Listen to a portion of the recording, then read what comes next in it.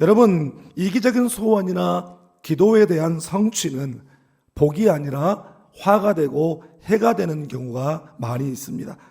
오늘 본문에는 남을 위한 기도, 이타적인 기도의 한 모델이 등장합니다. 바로 죄악으로 심판받을 소돔 땅과 거기에 있는 사람들을 위해서 간절히 매달려 중보기도를 드렸던 아브라함입니다. 오늘 본문은 성경에 기록된 최초의 중보기도의 모델인 아브라함의 중보기도를 기록하고 있습니다. 오늘 본문은 이렇게 시작하죠. 17절 말씀입니다. 여호와께서 이르시되 내가 하려는 것을 아브라함에게 숨기겠느냐. 여러분, 이 말씀은 하나님과 아브라함 사람 사이가 굉장히 친밀한 관계라고 하는 사실을 우리에게 느끼게 해줍니다. 내가 아브라함에게까지 비밀을 갖겠느냐 하는 그런 말씀이죠. 어떻게 하나님과 아브라함이 친밀한 관계가 됐을까요?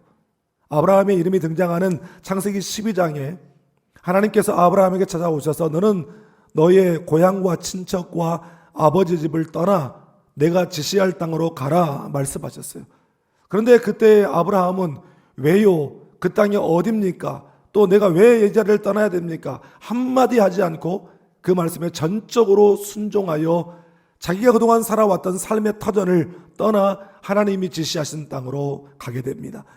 그리고 가나안 땅으로 들어가서 아브라함의 그 이후에 그의 행적을 보면 가는 곳마다 하나님 앞에 제단을 쌓았다, 하나님 앞에 예배를 드렸다라고 하는 말씀입니다. 그리고 그곳에서 하나님의 이름을 불렀다라고 말하고 있습니다. 하나님의 이름을 불렀다라고 하는 것은 하나님 영광 위에 살았다라고 하는 그런 말씀이에요. 바로 아브라함의 그런 모습을 하나님께서 좋게 보시고 기뻐하시죠. 그래서 창세기 15장 6절에서 이렇게 말씀하셨어요. 아브라함이 여호와를 믿으니 여호와께서 이를 그의 의로 여기시고, 아브라함이 하나님을 믿었더니 그 믿음을 아브라함의 의로 여기셨다라고 하는 것입니다. 여러분, 성경에서 말씀하는 의라고 하는 것은 하나님과의 바른 관계를 말하는 것입니다. 그러니까 아브라함이 하나님을 믿고 전적으로 순종하며 따랐더니 하나님과 바른 관계가 형성이 되어졌고 친한 관계가 됐다. 바로 그런 의미가 되는 것입니다. 하나님과 친밀한 관계를 가진 아브라함은 이제 하나님께 나아가 소돔 땅에 대한 심판을 유보해달라고 간청했습니다. 사실 오늘 이 아브라함의 기도는 우리가 표면적으로 보면 응답받은 기도가 아닙니다. 실패한 기도라고 말할 수 있어요. 아브라함이 그렇게 기도했지만 결국 그 소돔 땅은 심판을 받았기 때문입니다. 그렇지만 아브라함의 그 기도로 인해서 소돔 땅에 살고 있었던 롯과 또한 그의 가족들이 구원을 받게 되었습니다. 하나님께서 이 아브라함의 기도를 통해서 우리에게 가르쳐 주시고자 하는 것이 있어요. 저는 두 가지를 생각하는데요. 첫째는 하나님의 마음으로 기도하는 것이 어떠한 것인가를 이 기도를 통해서 보여주시고자 하는 것입니다. 또 한 가지는 하나님의 구원의 원리가 무엇인가, 그것을 아브라함의 기도를 통해서 보여주시는 것이에요. 오늘 말씀을 통해서 하나님의 마음을 헤아려 드리고 하나님의 그 마음으로 기도하는 중보자의 모습과 자세를 우리가 배우고 하나님 마음의 기도자들이 다 될 수 있기를 주님의 이름으로 축복합니다. 먼저 오늘 본문 27절 상반절을 함께 읽겠습니다. 아브라함이 대답하여 이르되 나는 티끌이나 재와 같사오나. 아멘. 소돔 땅을 위한 중보 기도를 시작하는 아브라함에게 있어서 그의 태도와 자세는 바로 겸손한 마음이었습니다. 하나님 앞에서 자기 자신을 뭐라고 말합니까? 티끌이나 재와 같습니다. 이렇게 고백하고 있어요. 아브라함의 조카 롯이 어떻게 해서 소돔 땅에 살게 되었는가 하는 것에 대한 배경이 창세기 13장에 잘 나타나 있죠. 아브라함을 따라서 이 갈대아 우르를 떠나 가나안으로 들어온 롯, 그런데 하나님께서 아브라함이나 롯에게 많은 복을 주셨어요. 그래서 그들이 부자가 됐습니다. 그래서 얼마나 재산이 많아졌던지 그들이 한 지역에서 함께 동거하기가 어려울 정도가 됐습니다. 그러다 보니까 이 사람들이 유목민이잖아요. 양을 치는 유목민들이기 때문에 이 푸른 초장이 굉장히 목초지가 중요한데, 그러다 보니 아브라함의 목자들과 롯의 목자들 사이에 이 자리다툼이 생겨나고 자꾸 다투는 일이 생겨났습니다. 그 모습을 가나안 사람들이 지켜보겠죠. 저것들 좀 보라고, 하나님 믿는다는 것들이 한 형제요 한 지체라고 말하면서 저것들 하는 꼴 좀 보라고, 그렇게 사람들로부터 손가락질을 당하는 지경에 이르게 되었습니다. 이에 아브라함이 롯과 분가할 계획을 세우게 되죠. 그러면서 롯에게 지역 선택권의 우선권을 줍니다.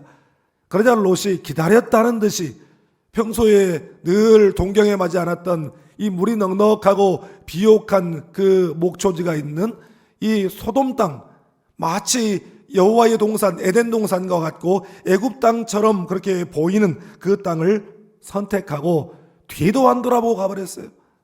여러분, 아브라함은 자식이 없는 사람이에요.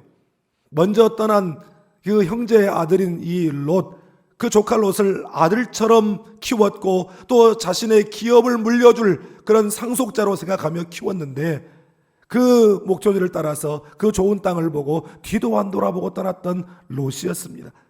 그랬는데 그 소돔 땅이 망하게 되는 것을 보면서 아브라함에게 무슨 생각이 들었겠습니까? 보통 사람들 같으면 너 그럴 줄 알았다, 꼴 좋다, 분명히 그렇게 생각할 것입니다. 하나님께서 아브라함을 서로 비밀이 없는 친구로 여기시고 소돔 땅에 대한 심판 계획을 알리시면서 내가 아브라함에게만큼은 내 속을 다 터놓고 이야기해야지, 그렇게 하실 때에 아브라함은 하나님이 자기를 친구로 여겨주셨어요. 여러분, 성경 어디에 하나님이 너는 내 친구다라고 말씀한 사람이 있어요? 아브라함밖에 없어요. 성경에 3번이나 하나님께서 아브라함을 향해서 너는 내 벗이다, 내 벗 아브라함의 자손아, 하나님 그렇게 말씀하십니다. 그러면 보통 사람들 같으면 하나님이 무슨 중요한 일을 결정하실 때마다 꼭 나하고 함께 상의하신다니까 사람들이 그렇게 말하고 다닐 거예요. 그러면서 하나님께서 무슨 일을 하실 때 나름대로 자기 의견, 자기 생각을 그렇게 거들먹거리면서 제시할 만도 한데, 아브라함은 뭐라고 말하고 있습니까? 하나님, 저는 티끌이나 재와 같은 사람입니다. 티끌이나 재와 같은 사람입니다만은 그렇게 말하고 있습니다. 여러분, 이것이 기도자의 자세여야 합니다. 기도는 기본적으로 겸손한 사람이 하는 것이에요. 교만한 사람은, 제잘난 맛에 사는 사람은 누구의 도움이 필요치 않아요. 도와달라고 하지도 않습니다. 자기가 잘났고 능력이 있고 힘이 있고 아쉬울 것이 없는데 뭐 하려고 아쉬운 소리를 하겠어요?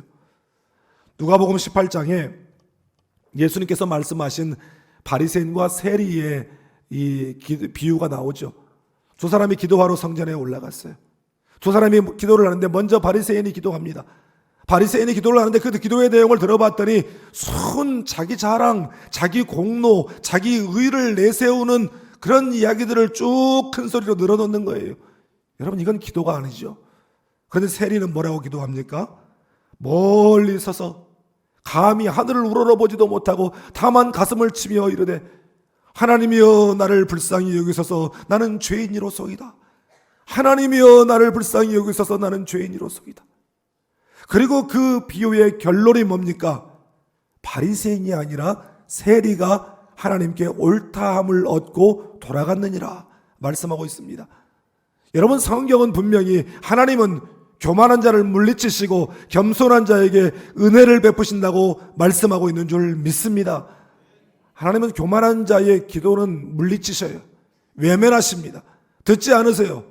그러나 겸손한 자의 기도는 들으시고 응답하시고 은혜 베푸시는 줄 믿습니다. 제가 일전에 어떤 분들과 함께 식사를 하는 자리가 있었어요. 몇 분이 함께 모여 식사하는데 아니 밑도 끝도 없이 갑자기 제 옆에 있는 분이 제 감정을 상하는 말을 하는 거예요. 한마디로 디스를 하는 거예요. 제 마음이 상하죠. 갑자기 그 맛있던 밥맛이 뚝 떨어지면서 젓가락을 그냥 딱 내려놓고 싶은 마음이 들더라고요. 그런데 그때 제 마음에 생각나는 게 있었어요. 이 돌아가신 팀 켈러 목사님의 책에서 읽었던 내용인데, 누군가 나를 비방하는 소리를 들을 때에, 그래서 분노의 감정이 올라올 때 이렇게 생각하라는 것입니다. 사실은 나는 당신이 알고 있는 것보다 훨씬 더 형편없는 사람이야. 그런데 그 정도로만 알아줘서 정말 고마워, 이렇게 말하라는 거예요. 아니 근데 정말 제 마음의 감정이 불쑥 올라오려고 하는 그 순간에 성령께서 감동을 주셔서 그 생각이 나게 하시는 거예요. 그러니까 제가 제 스스로도 제 마음에 그런 생각이 드는 거죠. 그렇지, 내가 뭐 별건가? 저분이 나를 잘 몰라서 그렇지 정말 내 속을 깊이 들여다보면 나는 그보다도 훨씬 더 형편없는 사람인데 저 정도만 말해주는 것도 감지덕지하지. 그러니까 다시 밥이 너무 맛있더라고요. 여러분, 역대하 7장 14절에 기록된 하나님의 말씀입니다. 우리 이 말씀 함께 읽겠습니다. 내 이름으로 일컫는 내 백성이 그들의 악한 길에서 떠나 스스로 낮추고 기도하여 내 얼굴을 찾으면 내가 하늘에서 듣고 그들의 죄를 사하고 그들의 땅을 고칠지라. 아멘. 스스로 낮추고 기도하여 내 얼굴을 찾으면, 여러분, 이것이 바로 응답받는 기도자의 그런 겸손의 태도인 줄 믿습니다. 여러분, 우리 크리스찬들의 겸손은 어떻게 표현될까요? 바로 기도와 감사를 통해서 표현되는 것입니다. 항상 기도와 감사로 겸손한 자가 되어서 하나님의 임재의 은혜, 기도 응답의 은혜를 체험하며 살아가는 우리 모두가 다 될 수 있기를 주님의 이름으로 축복합니다. 다음으로 본문 25절을 함께 읽겠습니다. 주께서 이같이 하사 의인을 악인과 함께 죽이심은 부당하오며 의인과 악인을 같이 하심도 부당하니이다. 세상을 심판하시는 이가 정의를 행하실 것이 아니니까. 아멘.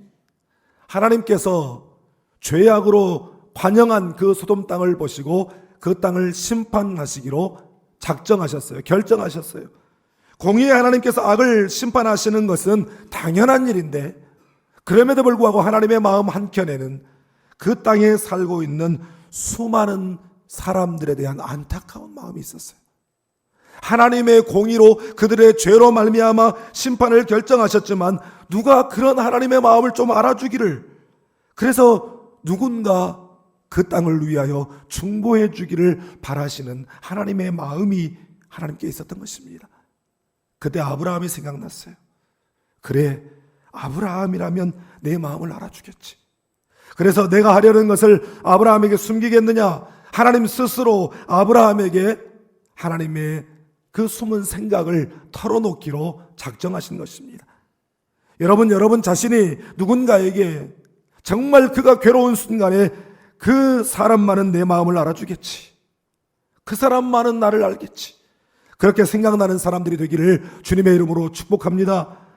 특별히 우리 목양 소그룹의 리더들인 우리 구역장들, 우리 목자들이 바로 그런 지도자들이 될 수 있기를 주님의 이름으로 축복합니다. 제가 소그룹을 전공했기 때문에 유학생 시절에 같은 아파트에 살았던 이 목사님들 6가정이 함께 모여서 우리 목장 모임 하는 것처럼 매주 그렇게 모여서 소그룹 모임을 가졌었습니다. 그런데 한 번은 그 모임에서 지난주 한 주간 동안 말씀을 읽고 묵상한 내용들을 나누는데, 그때 기도 많이 하시는 목사님 사모님이 바로 오늘 본문인 창세기 18장의 말씀에 대한 묵상을 나누면서 이 18장 1절에 하나님께서 아브라함을 찾아오신 그 장면을 영적 상상력으로 한번 머릿속에 그려봤대요. 하나님께서 소돔을 심판하시기로 작정하셨으면 소돔 땅으로 직행하시면 될 것을 갖다가 왜 굳이 아브라함이 있는 집으로 오셨을까? 그 뜨거운 중동 지역에 날이 가장 더운 시간에 아브라함 집 그 울타리 밖에 하나님께서 서성거리시면서 천사들에게 아브라함 나왔냐? 아브라함 나왔냐? 자꾸 그렇게 물으시는 그런 우스꽝스러운 모습이 생각이 되더라는 것입니다.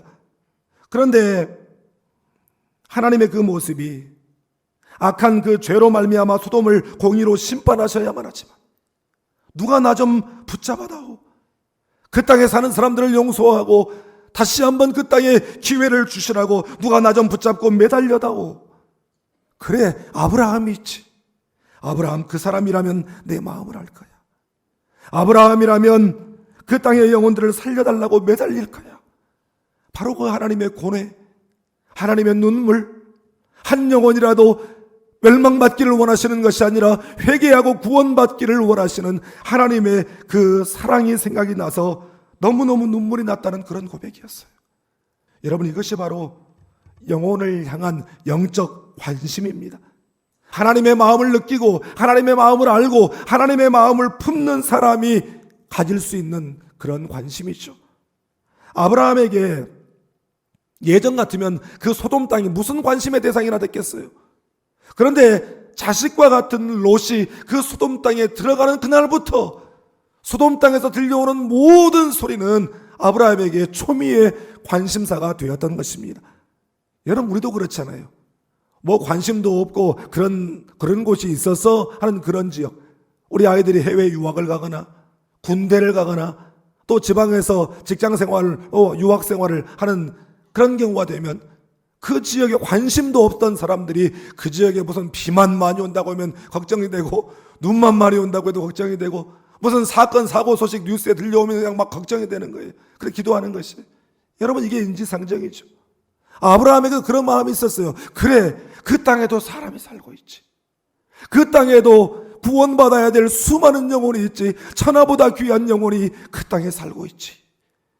여러분, 오늘날 교회들의 문제, 오늘날 크리스찬들의 문제가 있다고 한다면 그것은 바로 영적 감각이 무너져 버렸다는 것이에요. 시대의 아픔, 나라와 민족의 아픔, 이웃들의 아픔을 보면서도 수고하고 무거운 인생의 짐을 짊어지고 허우적거리고 쓰러지고 넘어지고 주저앉아 있는 이들을 보면서도 함께 울 줄 모르는 영적 무감각, 영적 무관심이라고 하는 심각한 질병에 걸리게 되었다는 것입니다. 여러분, 우리들의 마음에 하나님의 마음, 하나님의 그 심장의 긍휼의 마음이 여러분들에게 부어지기를 주님의 이름으로 축복합니다. 여러분, 가족들을 위해서 기도할 때, 특별히 자녀들을 위해서 기도할 때마다 좋은 대학에 들어가고 좋은 회사에 취업을 하고 또 어떤 시험에 합격하고 대기업에 들어가고 높은 자리에 승진하고 월급 많이 받고 하는 사업이 대박나고, 여러분, 우리의 기도가 이런 수준에 머물러 있지 않기를 바랍니다. 이런 것들보다 더욱더 우리의 심령의 아픔과 눈물과 애통함을 가지고 관심을 가져야 될 것은 그들의 영혼의 문제인 줄 믿습니다. 내 가족, 내 자식만이 아니죠. 예수 믿지 않는 친척들, 내 이웃들, 그리고 공동체의 형제 자매들에 대한 영적 관심이 회복되기를 주님의 이름으로 축복합니다.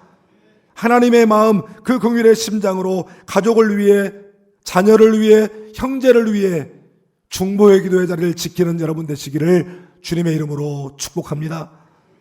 마지막으로 본문 27절 하반절을 함께 읽겠습니다. 감히 주께 아뢰나이다. 아멘. 소돔 땅에 대한 심판 계획을 하나님께로부터 들은 이 아브라함은 역시나 하나님께서 생각하셨던 대로 하나님의 마음, 하나님의 심장을 가지고 그들을 위해 중보하기 시작합니다. 하나님, 그 땅에도 의인이 있을 텐데 그 의인을 악인과 함께 멸하시려고 하십니까? 그 땅에 의인 50명은 있을 텐데 그 의인을 악인과 함께 죽이시면 부당한 일입니다. 하나님, 이것은 하나님의 공의가 아닙니다. 그래, 내가 거기서 의인 50명을 찾으면 그들을 위하여 그 온 지역을 내가 용서하리라.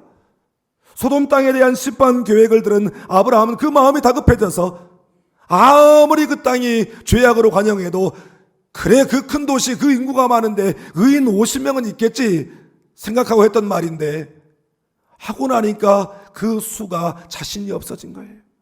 하나님, 정말 죄송합니다. 5명만 빼겠습니다. 45명이면 어떻습니까? 그래, 45명만 돼도 내가 그 땅을 멸하지 않겠다. 하나님, 죄송합니다. 40명이면 어떻습니까? 그래, 40명만 돼도 그들로 말미암아 내가 그 땅을 멸하지 않겠다. 하나님, 정말 죄송합니다. 용서하고 들으십시오. 30명이면 어떻습니까? 내가 30명만 돼도 그리하지 아니하리라. 20명은요, 20명만 돼도 그리하지 아니하리라. 하나님, 죄송합니다. 정말 죄송합니다. 그 땅에 의인 10명이 있으면 어떻습니까?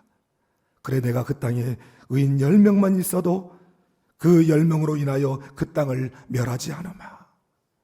아브라함의 간구와 간청은 거기서 멈췄어요. 왜 10명에서 멈췄는지 모르겠어요. 저는 이 장면을 묵상할 때마다 아브라함에게는 어떤 지독함이 좀 부족했던 것 같아요. 야곱이었다고 한다면 거기서 멈추지 않았을 거예요. 끝장을 봤을 거예요. 저 같아도 그래요. 하나님 정말 죄송합니다. 10명에서 딱 한 명이 부족한데요. 하나님 어떻습니까? 하나님 괜찮을까요? 근데 하나님 그 말씀을 들으시고, 야 인마 나도 체면이 있지, 그래도 한 자릿수는 너무한 거 아니냐? 하나님 그렇게 말씀하실까요? 아니요. 하나님 그렇게 말씀하셔도 하나님은 응답해 주셨을 것입니다. 실제로 창세기 19장 29절 말씀을 보세요. 하나님이 그 지역에 성을 멸하실 때, 곧 롯이 거주하는 성을 엎으실 때에 하나님이 아브라함을 생각하사 롯을 그 엎으시는 중에서 내보내셨더라. 하나님께서 아브라함을 생각하사, 하나님께서 아브라함을 봐서 롯의 가족을 구원해 주셨다는 말씀인 줄 믿습니다. 제가 중보기도 학교를 할 때마다 드리는 이야기인데 다시 한번 여러분과 나누고 싶어요. 세계적인 중보기도 사역자인 조이도 우슨 여사, 재작년에 96세의 연세로 하나님 품에 안겼어요. 참 많은 사역을 하신 분이죠. 그런데 이분이 84세 때 미국의 한 집회에 오셨을 때 제가 그분을 뵀어요. 그 자리에서 이 아브라함의 중보기도에 대해서 말하면서, 여러분 나는 지금까지 아브라함의 중보기도를 이야기할 때마다 왜 아브라함이 6번에서 멈췄을까? 하나님의 완전수는 7인데 한 번 더 했어야지 왜 6번에서 멈췄을까 하는 안타까움을 이야기했습니다. 그러나 제가 나이가 들고 하나님의 그 마음을 더 알아가면서 그것이 아니었다는 것을 깨달았습니다. 7번이라고 하는 숫자가 중요한 것이 아니라 아브라함은 왜 거기서 멈췄을까? 9명, 8명, 7명, 6명, 5명, 하나님 아무리 찾아봐도 그 땅에 의인 한 명밖에 없는데 하나님 그 한 명을 봐서라도 그 땅을 살려주시면 안 됩니까? 그 땅을 용서해 주시면 안 됩니까? 이렇게 했어야 한다는 것입니다. 그러면서 젊은 대학생들에게 도전했어요. 하나님은 그렇게 하나님 앞에 매달릴 중보기도자 그 한 사람을 찾고 있습니다. 여러분 이렇게 기도해야 되지 않겠습니까? 하나님 나를 봐서 내 가정을 살려주십시오. 하나님 나를 봐서 캠퍼스를 살려주십시오. 하나님 나를 봐서 이 나라를 살려주십시오. 그렇게 매달릴 그 한 사람이 되어야 되지 않겠습니까? 그렇게 도전했습니다. 아브라함의 기도는 하나님의 구원의 원리를 우리에게 보여주는 기도라고 말씀을 드렸어요. 여러분 우리는 다 심판받아 마땅한 죄인들이었습니다. 그런데 한 분, 오직 한 분 의로우신 예수 그리스도께서 십자가의 형벌로 하나님의 진노를 다 담당하셨기에 그를 믿는 자마다 하나님의 심판이 완전하게 집행된 것으로 인정하고 구원받게 하신 줄 믿습니다. 그러므로 이제 하나님의 의롭다고 인정하신 여러분이 누군가를 위하여 기도하면 여러분의 기도를 들으시고 바로 여러분을 생각하사 여러분의 남편을, 여러분의 아내를, 여러분의 자녀를 구원해 주실 줄 믿습니다. 여러분 우리가 포기하지 않으면 하나님은 포기하시지 않는 하나님이신 줄 믿습니다. 우리가 포기하지 않으면 하나님은 반드시 우리의 기도를 들으시고 응답해 주실 줄 믿습니다. 하나님 아버지께서 찾으시는 그 한 사람, 하나님의 마음을 가진 중보기도자가 될 수 있기를 바랍니다. 그 마음을 가지고 기도로 매달림으로 응답을 체험하는 우리 모두가 다 될 수 있기를 주님의 이름으로 축복합니다. 기도하겠습니다.